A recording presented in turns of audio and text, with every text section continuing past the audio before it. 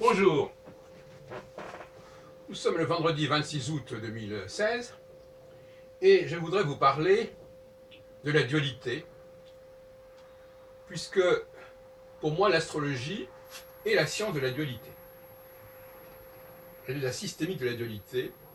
Dès qu'il y a une dualité, elle est capable d'en expliciter le processus et d'en déterminer les temps successifs. C'est comme ça que je définirais l'astrologie. Elle est indissociable de la dualité, ce qui veut dire que, d'une part, elle doit utiliser un modèle duel, et d'autre part, elle doit étudier des phénomènes qui sont eux-mêmes marqués par la dualité.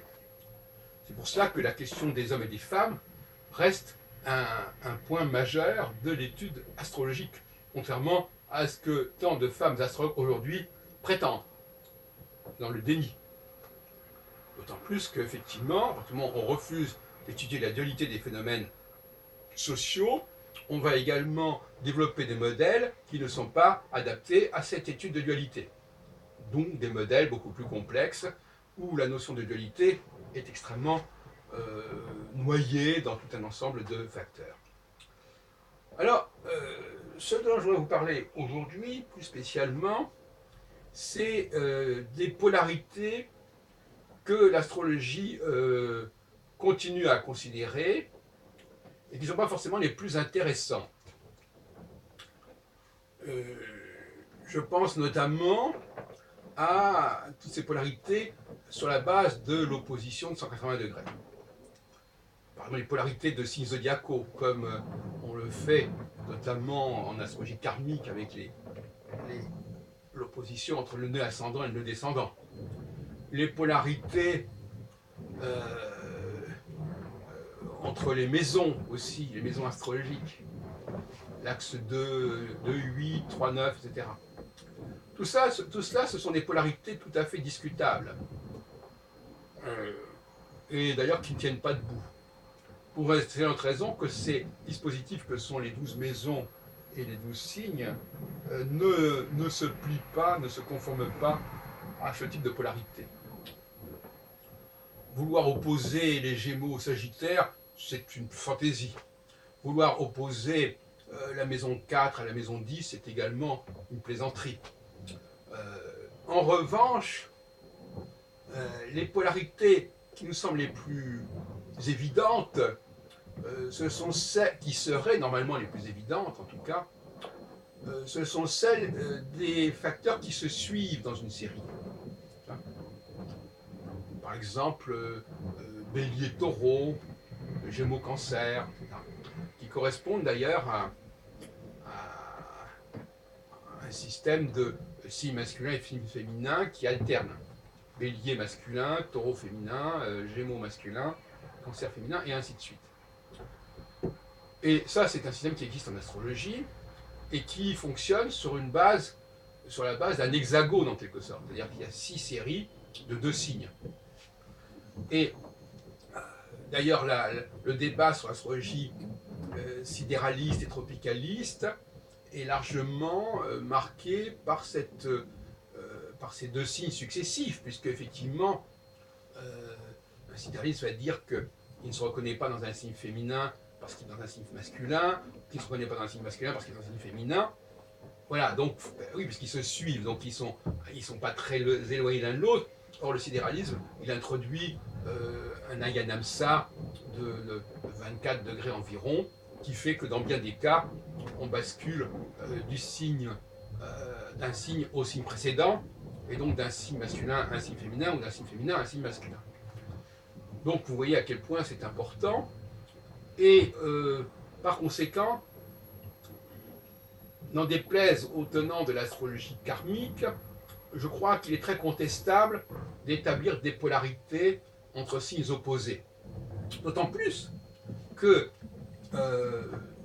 les différentes classifications astrologiques, que ce soit masculin-féminin, triplicité, c'est-à-dire les 4 éléments, ou quadruplicité, c'est-à-dire cardinaux fixes mutables, n'ont pas de rapport avec cette problématique de l'opposition. Donc l'astrologie ne comporte pas de classification par paires opposées. Ça n'existe pas dans la tradition astrologique. C'est une invention. C'est une invention.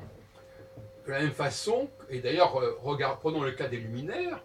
Les luminaires, qui sont pourtant des valeurs qui sont censées être opposées, comme le Soleil et la Lune, eh bien, dans le système des domiciles, ils se suivent. Ils ne s'opposent pas. On ne met pas le Soleil dans un point du zodiaque et la Lune à l'autre point du zodiaque. On met le Soleil en bélier, en exaltation, la Lune en taureau, en exaltation. On met le Soleil en cancer, en lion, précédé de la Lune en cancer. Vous voyez bien qu'on est dans un système de dualité. Hein, bon.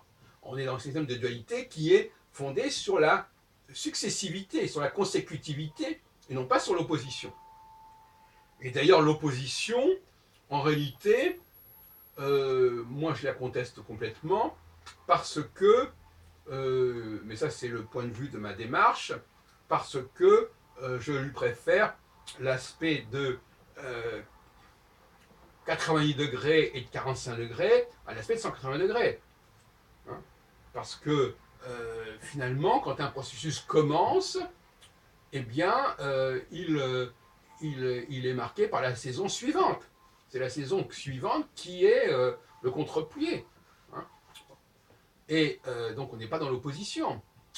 En tout cas, dans la cyclicité, on n'est pas dans l'opposition. On ne passe pas de l'été à l'hiver comme ça, brusquement. On a un processus. Bon. Et je rappelle que pour les Chinois, l'astrologie chinoise, chaque phase correspond à une phase yin et yang. Donc il y a un découpage yin-yang qui est complètement consécutif également. On ne va pas aller chercher à l'autre bout du système. Bon. Donc cette espèce de fantasme de polarité opposée, si évidemment elle s'articule sur l'axe des nœuds, mais l'axe des nœuds, qu'est-ce qu'on en a à foutre? Donc, donc le problème n'est pas là. Bon, l'axe des nœuds vient valider, si on peut dire, les oppositions de signes, mais c'est une notion qui est complètement marginale par rapport à l'astrologie et qui ne joue pas, n'a pas à jouer un rôle aussi marquant, à moins qu'on ait voulu, on voudrait que l'astrologie soit une astrologie nodale, dont le modèle, dont la matrice serait l'axe des nœuds. Bon. Alors, ce que je veux dire par là, c'est que la division en 4 de la révolution sidérale me paraît essentielle. Tout est divisé en 4, on sait très bien. Les quadruplicités divisent le zodiaque en 4. Ah oui, puisqu'il y a cardinal fixe mutable une fois, cardinal fixe mutable 2 fois, cardinal fixe mutable 3 fois, cardinal fixe mutable 4 fois. Bon. Donc ça, c'est divisé en 4. Les angles des maisons astrologiques sont divisés en 4. Il y a ascendant, descendant, milieu du ciel, fond du ciel. Ça fait aussi 4 cadrans, 4 carrés, 4 angles, comme on voudra. On appelle ça aussi des angularités. Il y a un angle qui va de l'ascendant au milieu du ciel, puis du milieu du ciel au descendant au fond du ciel à l'ascendant. Bon, donc, est divisé par 4. Le mois est divisé en 4, avec les 4 semaines, etc. Bon. Sans parler des 4 éléments, etc. Donc, la division en 4 est fondamentale, et par conséquent, au sein de cette division en 4, il y a, qui fait donc 4 fois 80 degrés, il y a une division de 45 degrés en 45 degrés, c'est-à-dire ce qu'on appelle le semi-carré, qui fait qu'on a un début de phase, et puis on a un milieu de phase qui correspond à la culmination de phase, tout comme l'ascendant est un commencement et le milieu du ciel est une culmination. Donc il faut rester sur le 4. Donc le 4, l'opposition en réalité, c'est du 45 degrés en réalité. Oui, parce que c'est la moitié de 80 degrés. Et donc, ce qui est important, c'est la dialectique 0, 45 degrés, 45 degrés 0, du phase suivante, et non pas 180 degrés. Là aussi, effectivement, André Barbeau a joué sur cette idée d'un écliptique d'un seul tenant. Et dire le zodiaque, quelque part, sa grande responsabilité, c'est justement, au lieu de nous proposer un processus qui reprend plusieurs fois, n'est-ce pas, comme le processus d'ailleurs des 4 éléments, c'est-à-dire 1, 2, 3, 4, 1, 2, 3, 4, 1, 2, 3, 4, ou bien avec autrement 1, 2, 3, etc. Et là, on a un système d'un seul tenant. Or, justement, la grande responsabilité du zodiaque, c'est que les gens qui sont fascinés par le zodiaque, ils sont obligés d'accepter un système où il n'y a pas de découpage. Hein, à moins qu'ils considèrent qu'en effet, ce que font les Allemands d'une certaine manière, que le zodiaque, en réalité, il faut le remplacer par un système cardinal fixe mutable 4 fois répété. Mais si on s'en tient à la symbolique proprement dite du zodiaque, on est obligé d'accepter une révolution sidérale intégrale, sur le modèle évidemment astronomique. D'où la question de savoir si l'astrologie, jusqu'à quel point elle doit s'aligner sur l'astronomie. Hein, bon. Alors évidemment, vous avez en faveur de la théorie de l'opposition, vous avez évidemment la dualité nouvelle lune, pleine lune, hein, qui est évidemment assez frappante, tout comme on pourrait parler de la dualité entre l'été et l'hiver, mais en réalité, ce sont des phénomènes qui ne sont pas validés par la tradition astrologique, qui,